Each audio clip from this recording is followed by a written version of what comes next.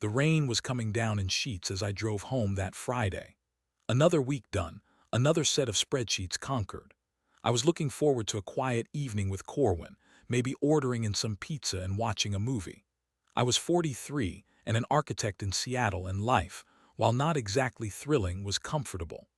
I pulled into the driveway of our house in Ballard, the one Wed bought 5 years ago, a fixer-upper that Wed slowly transformed into a home.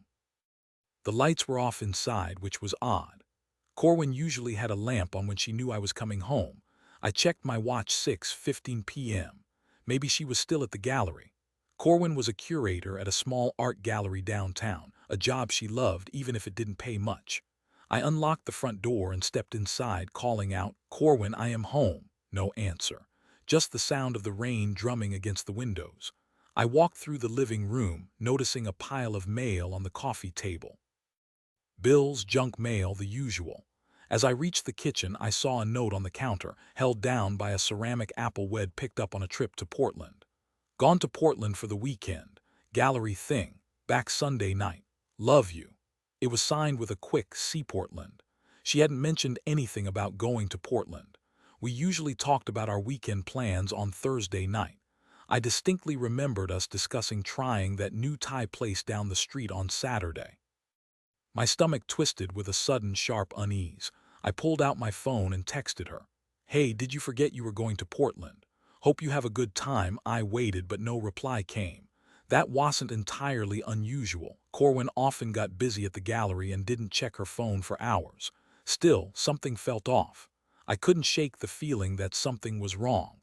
The next morning, the feeling hadn't gone away. If anything, it had intensified. I tried calling Corwin several times, but her phone went straight to voicemail each time. I told myself I was being ridiculous, that she was probably just busy, but the knot in my stomach wouldn't loosen. I decided to do something I'd never done before, something that felt like a violation, even as I justified it to myself. I went into our bedroom and opened her laptop. It was sitting on her nightstand, exactly where Shed left it. I knew her password, our anniversary date. I typed it in and the laptop sprang to life. I hesitated for a moment, my fingers hovering over the keyboard. This was wrong. I shouldn't be doing this. But the feeling that something was terribly amiss was too strong to ignore. I clicked on her email icon. Her inbox opened, revealing a long list of messages. Most were work-related emails from artists, gallery owners, potential clients. I scrolled through them, looking for anything that might explain her sudden trip to Portland. Then I saw it. An email with the subject line, "Can't wait." It was from someone named Jackson. My heart started to pound in my chest. I clicked on the email and the message opened. It was short and simple: "Just got to the hotel. Room 308. See you soon." My world tilted on its axis. Room 308, hotel. This wasn't a gallery trip. This was something else entirely. I scrolled through the rest of her emails, my hands shaking. There were more messages from Jackson going back several weeks. Flirty messages, suggestive messages, messages filled with longing and desire. It was all there, laid out in black and white. I felt like I'd been punched in the gut. The room started to spin. My wife, the woman I loved, the woman I thought loved me, was having an affair. I closed the laptop, my hands trembling. I needed to get out of the house, to clear my head, to try to make sense of what I'd just discovered. I grabbed my keys and headed out the door, not knowing where I was going, just knowing I couldn't stay there for another minute. I ended up at Discovery Park, walking along the bluff overlooking Puget Sound. The rain had stopped, and the sky was a bruised purple color. I sat down on a bench, staring out at the water, trying to process the enormity of what I'd learned. Corwin, my Corwin, was cheating on me. With someone named Jackson. Someone she was meeting in a hotel room in Portland. I thought back over the past few months, trying to find some sign, some clue that I'd missed. Had she been acting differently? Had she been distant? Had I been too blind to see what was going on right under my nose? I remembered a few late nights at the gallery, nights when Shed said she had to stay late to prepare for an upcoming exhibit. I'd believed her, of course. I'd trusted her implicitly. Now, I wondered if those late nights had been spent with Jackson. I pulled out my phone and looked up Jackson on social media. It didn't take long to find him. Jackson Blackwood. He was a sculptor, apparently. His profile was filled with pictures of his artwork, abstract metal sculptures that looked cold and unfeeling. He was also handsome in a rugged, edgy kind of way. He had dark hair, piercing blue eyes, and a chiseled jawline. He looked like the kind of guy who knew exactly what he wanted and wasn't afraid to go after it. A wave of anger washed over me, so intense it made me tremble. I wanted to find Jackson Blackwood and punch him in the face. I wanted to confront Corwin and demand an explanation. I wanted to scream and shout and break things, but I didn't do any of those things. Instead, I sat there on the bench, staring out at the water, feeling numb and empty. The pain was so deep, so profound, that it felt like it had hollowed me out from the inside.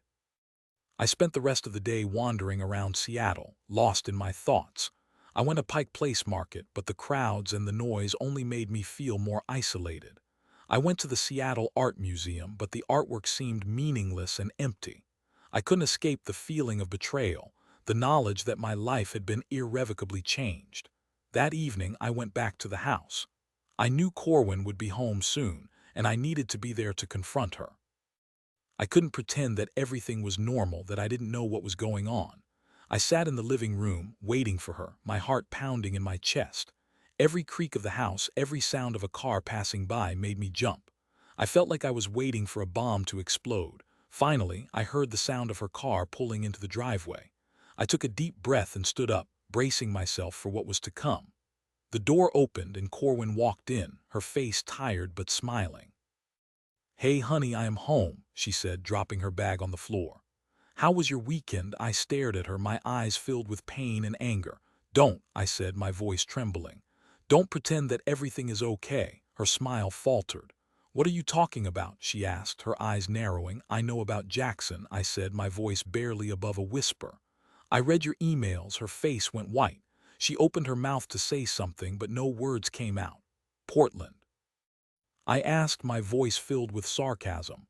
Was the gallery thing a success? Tears welled up in her eyes. "Kellen," she started to say, but I cut her off. "How could you do this to me?" I asked, my voice rising. "How could you betray me like this?" "I didn't mean for it to happen," she said, her voice choked with sobs. "It just happened. It just happened," I repeated, my voice incredulous. "You met another man, you flirted with him, you exchanged intimate emails with him, and you met him in a hotel room in Portland. That doesn't just happen, Corwin. That's a conscious choice." She sank down onto the couch, burying her face in her hands. "I know," she said, her voice muffled. "I'm so sorry, Kellen. I've made a terrible mistake." "A mistake," I said, my voice filled with bitterness. "You've destroyed our marriage, Corwin. You've shattered my trust in you. That's not a mistake, that's a catastrophe." We talked for hours that night, or rather, I yelled and she cried.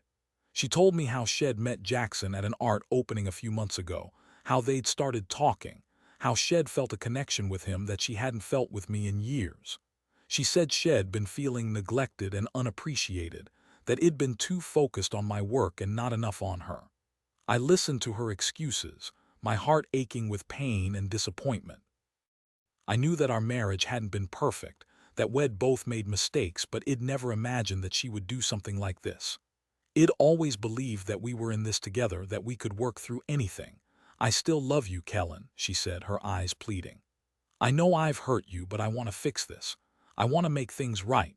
I looked at her, my heart torn in two. Part of me wanted to believe her, to forgive her, to try to salvage our marriage.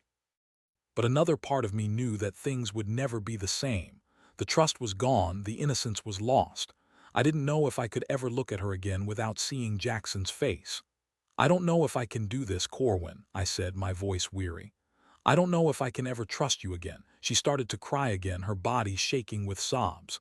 "Please, Kellen," she begged. "Don't give up on us, please." I didn't say anything. I just stood there staring at her, feeling lost and confused and utterly heartbroken. In the end, I couldn't forgive her.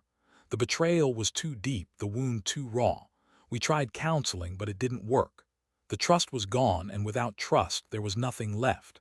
We separated a few months later, and the divorce was finalized a year after that. It was a painful and messy process, filled with anger and resentment and regret. We sold the house in Ballard, and I moved into a small apartment downtown. I haven't seen Corwin since the day we signed the divorce papers. I don't know where she is or what she's doing. Part of me hopes that she's found happiness, that she's learned from her mistakes. But another part of me is still angry, still hurt, still struggling to understand why she did what she did. As for Jackson Blackwood, I heard through the grapevine that he and Corwin broke up a few months after our separation. Apparently, he wasn't as charming and alluring as Shed thought. I don't know if that's true, but I hope it is. I hope that she realized what Shed lost, what Shed thrown away for a fleeting moment of passion. I'm still single, still trying to navigate the world of dating after being married for so long. It's not easy.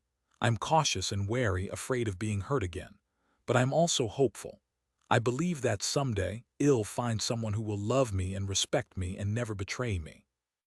Until then, I'll keep working, keep creating, keep trying to build a life that's meaningful and fulfilling. And I'll never forget the lesson I learned from Corwin. That love is fragile, that trust is precious, and that betrayal can shatter even the strongest of hearts.